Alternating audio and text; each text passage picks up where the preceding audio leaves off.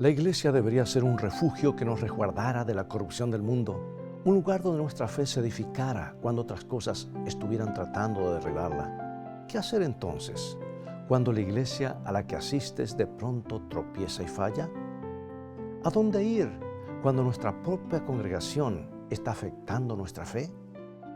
Toma tu Biblia y en un momento más regresaré para que la estudiemos juntos.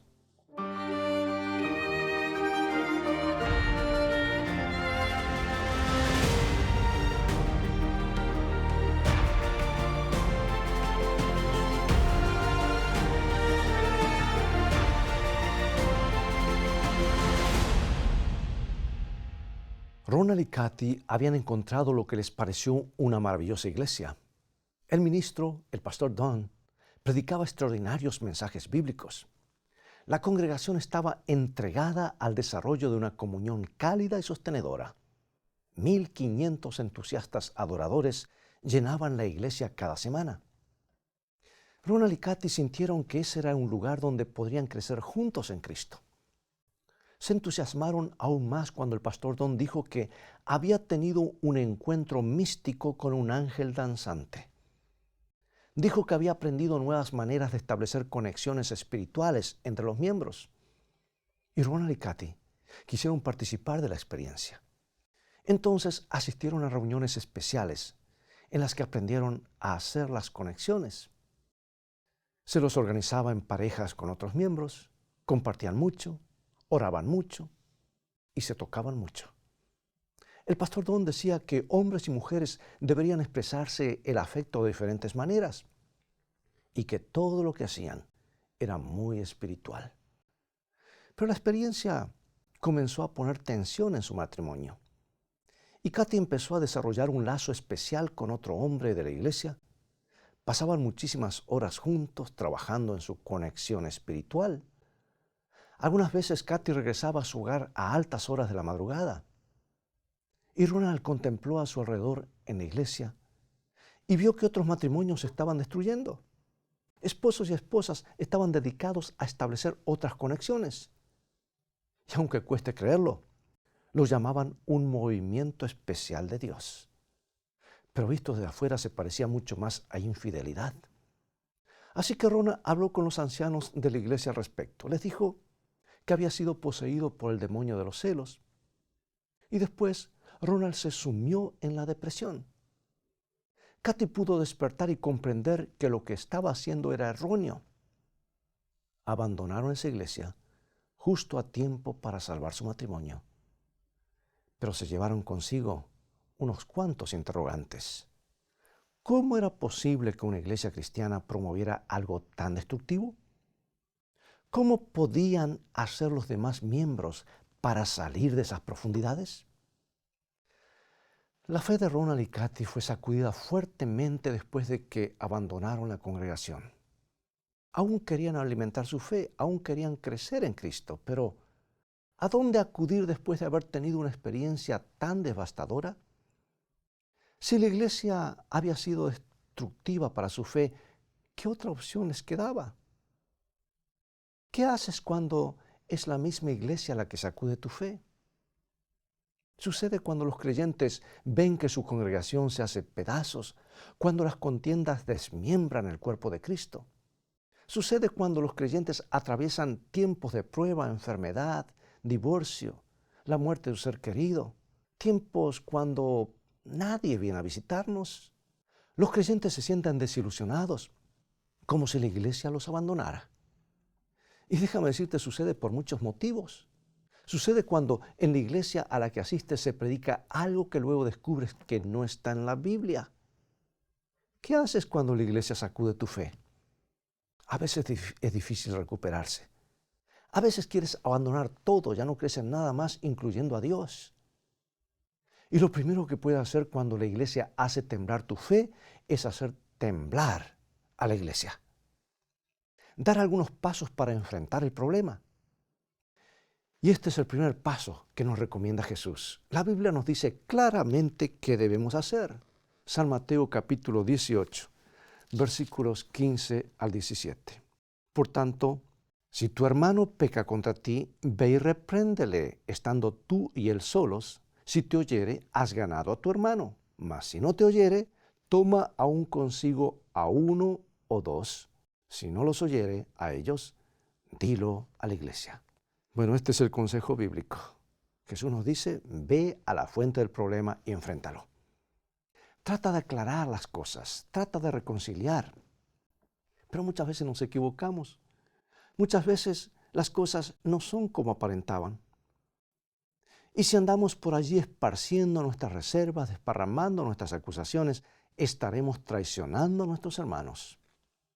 Ir a la fuente del problema, esto es lo que trató de hacer Ronald. Habló con los dirigentes de la iglesia en privado.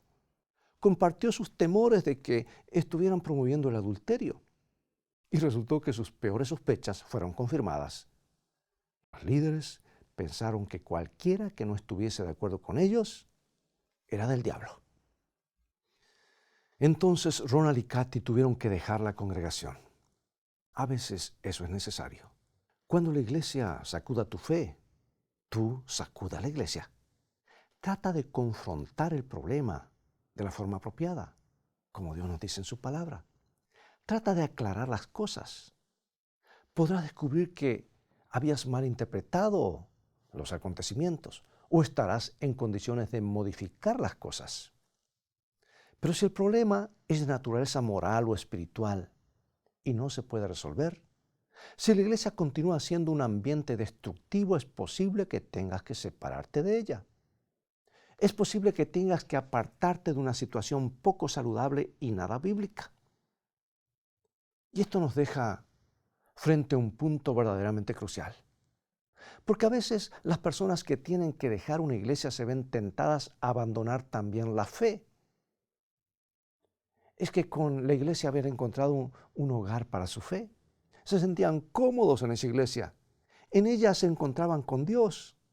Y cuando todo eso desaparece, no es fácil engancharse con un nuevo lugar. No resulta fácil encontrar una nueva iglesia que nos haga sentirnos en casa. No es sencillo desarrollar nuevas relaciones. Entonces, tristemente, muchos permiten que su fe se desvanezca. Se quedan en el terreno de la desilusión. Amigo y amiga, Dios quiere que tengamos más que eso. Quiere que encontremos un lugar en el cual nuestra fe pueda alimentarse. Quiere que experimentemos el gozo de la comunión genuina. Piensa en esto. Es posible que hayas pasado por algunos momentos de zozobra por un motivo u otro. Es posible que hayas atravesado una situación tal para que Dios pudiera conducirte a una iglesia mejor. Quizá necesitabas que te sacudieran de tu condición complaciente. Quizás estabas muy cómodo o cómoda, pero no estabas convertido o convertida. Pero el siguiente paso, el gran paso que necesitas dar es encontrar una buena iglesia, encontrar un lugar de adoración. Pues que puede ser que seas un poco tímido, puede que estés escéptico por tu mala experiencia anterior. Sin embargo, déjame decirte, hay congregaciones maravillosas en las que puedes encontrar un nuevo hogar. Hay iglesias que pueden ayudarte a crecer espiritualmente de forma que jamás habías experimentado. Sí, hay iglesias que pueden mostrarte la verdad de Dios como no la habías visto nunca antes. Y sé que las hay. Las he visto al viajar por muchos países. He adorado en ellas. Hay un lugar que te ayudará en tu crecimiento. De paso, si estás en esa búsqueda, si estás tratando de encontrar una buena iglesia donde existe el amor y se proclame la verdad, puede llamarnos, escrito está, y te podemos recomendar muchísimas de ellas. Pero primero, déjame darte algunos principios. ¿Qué debes hacer para encontrarla? ¿Cómo encontrar esa iglesia que nos haga sentir en casa? Veamos algunos consejos bíblicos específicos. Esto es lo que tienes que buscar. Estas son las señas de una iglesia sana. Y cuando te has desilusionado con tu iglesia, es el momento de reconsiderar cómo debe ser la iglesia, ¿verdad? Y la Biblia la describe. Veamos lo que el apóstol Juan dice al respecto, o escribió al respecto. En su primera epístola, trató el problema de los falsos maestros religiosos. Ya los había en esa época, los hay hoy también. ¿Y cómo podían los creyentes comunes, probar las afirmaciones de esos falsos maestros? Aquí está. 1 San Juan capítulo 4, versículos 1 al 3. Amados, no creáis a todo espíritu, sino probad los espíritus si son de Dios, porque muchos falsos profetas han salido por el mundo. En esto conoced el Espíritu de Dios. Todo espíritu que confiesa que Jesucristo ha venido en carne es de Dios, y todo espíritu que no confiesa que Jesucristo ha venido en carne no es de Dios. O sea que Juan dijo, comprueba lo que dicen esas personas. Fíjate si reconocen que Jesús ha venido en la carne. ¿Por qué esa prueba? Porque, amigos, en este tiempo, y en ese tiempo, especialmente en el primer siglo, y los hay ahora también, los apóstoles estaban enfrentando la herejía gnóstica. El gnosticismo sostenía que solo el espíritu era bueno y toda la materia era mala. No podían imaginar que Dios se hubiera convertido en un ser humano. Entonces trataban de explicar la encarnación de varias maneras distintas. Y lo que Juan estaba diciendo era, asegúrense de que los maestros les estén diciendo la verdad acerca de Jesucristo. Asegúrense de que el testimonio de los apóstoles y testigos presenciales no esté eclipsado por la filosofía humana. Eso quiere decir simplemente que la verdad importa. La verdad es importantísima. No se trata de asuntos emocionales, sino hay una verdad que cambia y da sentido. Y la verdad acerca de Jesucristo es la más importante de todas. Por lo tanto, amigo y amiga, busca una iglesia donde la verdad acerca de Jesucristo sea importante. Todo el mensaje de Jesucristo, no solamente una parte. Busca por una iglesia donde se lo honre como Salvador y Señor. Busca una iglesia que eleve y sostenga la palabra de Dios, toda la palabra de Dios. Piensa en la iglesia de Ronald y Cathy, que ellos que vieron apartándose de los principios. Muchos de los que la abandonaron al mirar atrás pueden darse cuenta de que la iglesia se alejaba cada vez más de la palabra de Dios. Y esto es lo que dijo un dirigente local acerca de un énfasis exagerado que se le da a cierto tipo de experiencias espirituales. Y quiero leerlo aquí, esta cita. Él dijo, una vez que te encuentras en un reino de las experiencias, no puedes hablar más de las escrituras, porque ninguna escritura es más relevante que algo tan salvaje y bizarro como las sensaciones. Terrible. Esta es teología extraña, amigos. Otro ex dirigente lo dijo de esta manera. Las personas en la iglesia piensan que están siendo leales a un hombre y su interpretación de la palabra. La verdad de la palabra de Dios es muy importante, sí lo es. Es más importante de lo que pueda decir cualquier dirigente religioso. Es más importante, escucha bien, que lo que sostenga cualquier teoría humana. Y esas personas que se vieron atrapadas en la experiencia de lograr la conexión, querían creer que lo que hacían era algo espiritual. Querían creer en las teorías estrafalarias de su pastor. Querían justificar sus aventuras amorosas. Y convirtieron palabras de hombres en algo importante y le restaron valor a la palabra de Dios. Pablo nos dice que la iglesia del Dios vivo es columna y fundamento de la verdad. Así que busca una iglesia a la que le importe la verdad de Dios tal como está en las Escrituras. Busca un lugar que honre al Señor Jesucristo por encima de toda autoridad humana. Esa es la primera señal saludable. Una iglesia que pueda nutrir tu fe. Bueno, esta es la segunda señal. Como lo dice el apóstol Juan en su carta también, 1 San Juan 2, 9 al 11. El que dice que está en la luz y aborrece a su hermano está todavía en tinieblas. El que ama a su hermano permanece en la luz y en él no hay tropiezo. Pero el que aborrece a su hermano está en tinieblas y anda en tinieblas y no sabe a dónde va porque las tinieblas le han cegado los ojos. Y la pregunta es, ¿cómo distinguir la luz de las tinieblas? Es muy simple. La luz está donde hay amor. Las personas que se aman y cuidan unas de otras andan en la luz, y allí es donde tú quieres estar. Juan está hablando acerca del ágape, el amor cristiano, el interesarnos los unos por los otros genuinamente, el estimularlos unos a otros. No se refiere a la clase de juegos extraños que se realizaban en la iglesia a la que asistían Ronald y Katy, no. Amigos, una iglesia sana es una iglesia que ama, una iglesia que es cálida. No aceptes sustitutos, no aceptes excusas.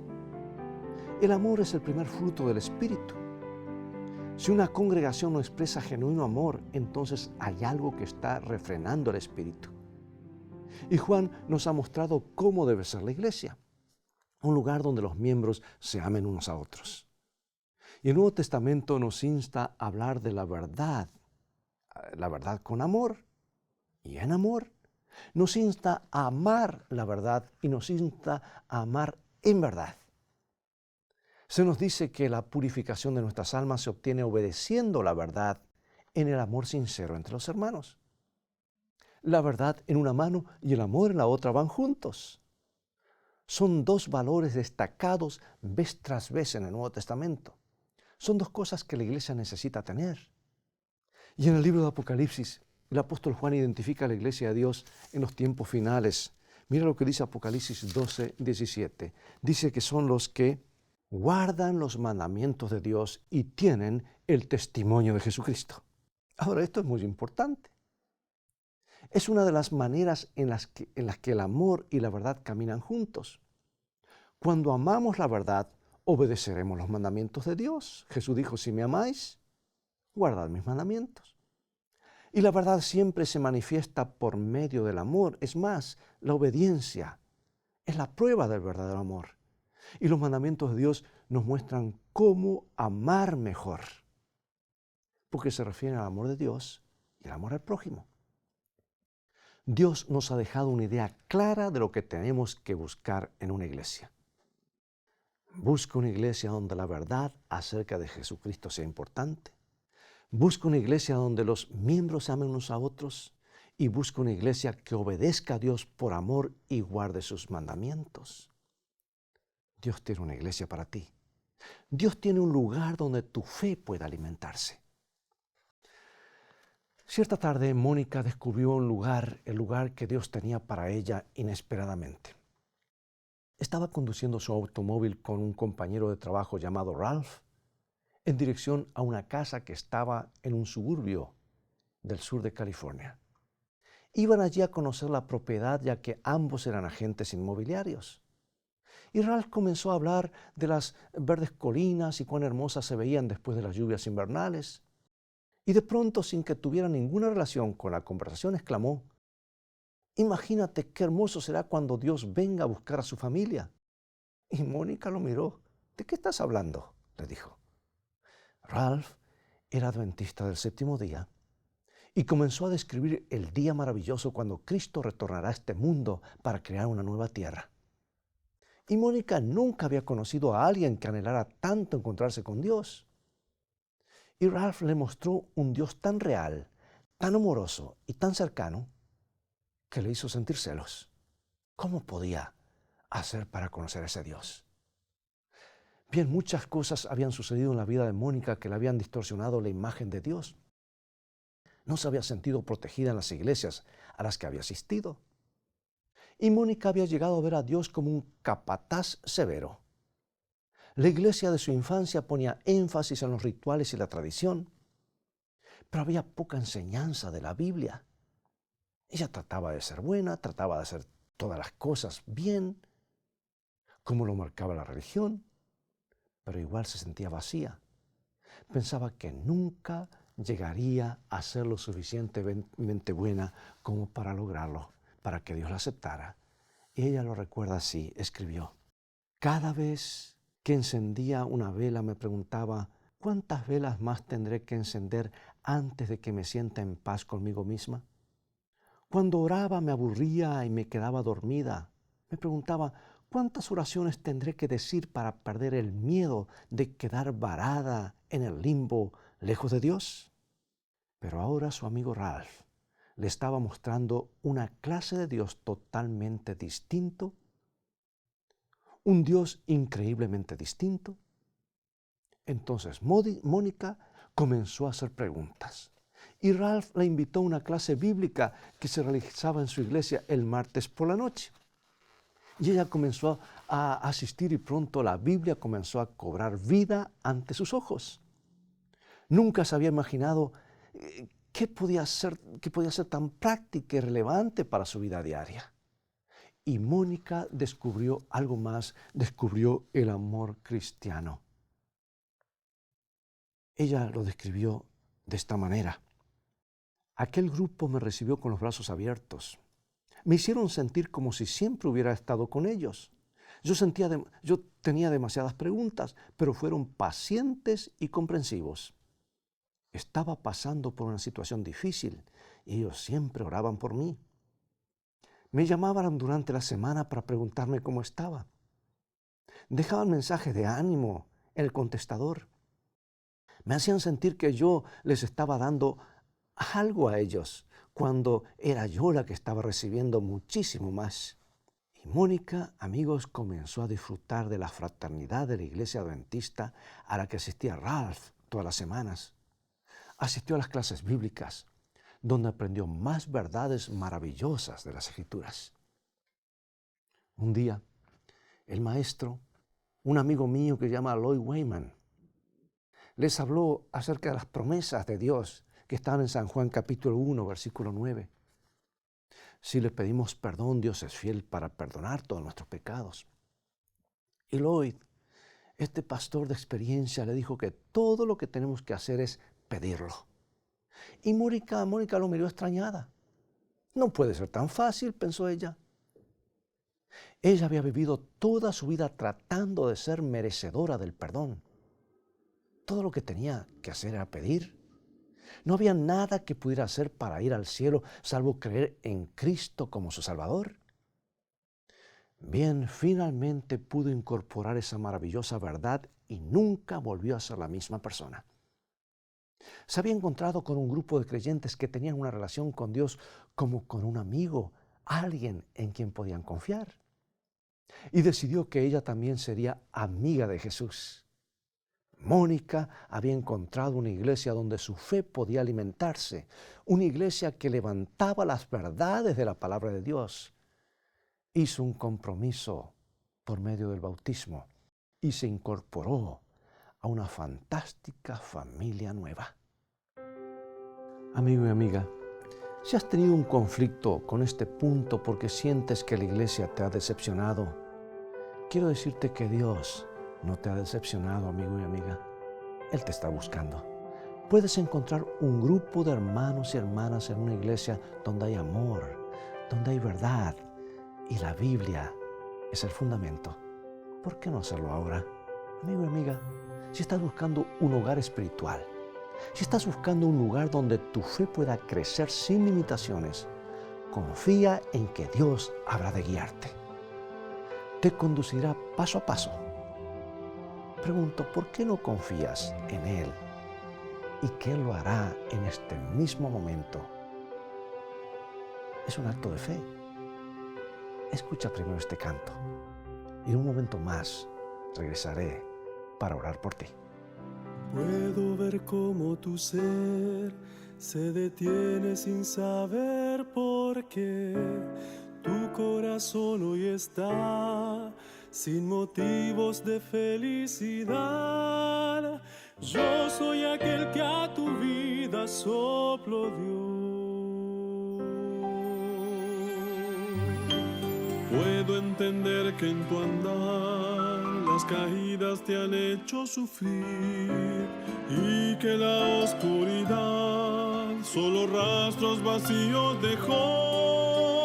Todo lo que del ayer en tu vida ha causado dolor, puedes en mis brazos siempre dejar. Comienza hoy junto a mí. Puedo tu vida cambiar, puede mi luz restaurar todo lo que fue dolor y penas.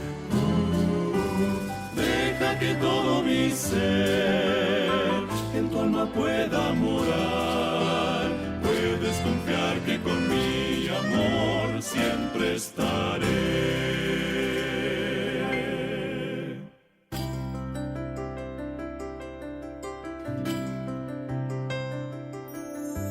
Seguridad te daré en momentos de necesidad.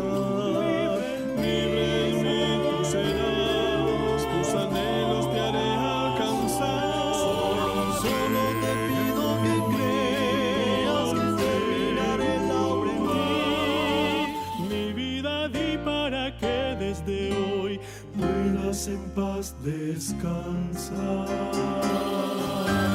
Puedo tu vida cambiar, puede mi luz restaurar todo lo que fue dolor y penas. Ay, deja que todo mi ser en tu alma pueda morar. Puedes confiar que con celo allí siempre estaré. Mi vida cambiar, Jesús, tu luz me abrazará. Todo camino que desees seguir, guía, guía. Solo tu rostro verán, tú solo en mí vivirás. Puedo creer que ya nuevo soy, solo en Jesús. Puede tu vida cambiar.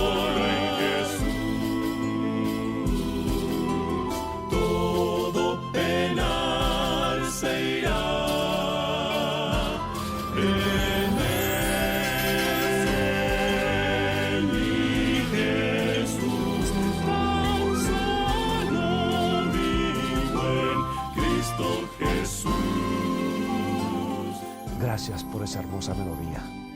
Acompáñame en oración. Querido Padre, gracias por crear un lugar para cada uno de nosotros. Te pido que cada persona que está buscando tu verdad pueda sentir la guía de tu Espíritu. En el nombre de Jesús oramos. Amén.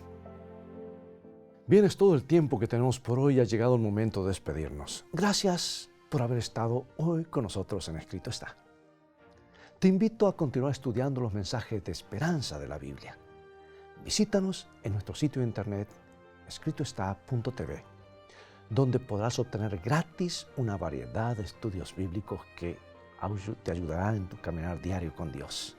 Mientras tanto, Dios te bendiga y te guarde, y recuerda, escrito está, no solo de pan vivirá el hombre, sino de toda palabra que sale de la boca de Dios.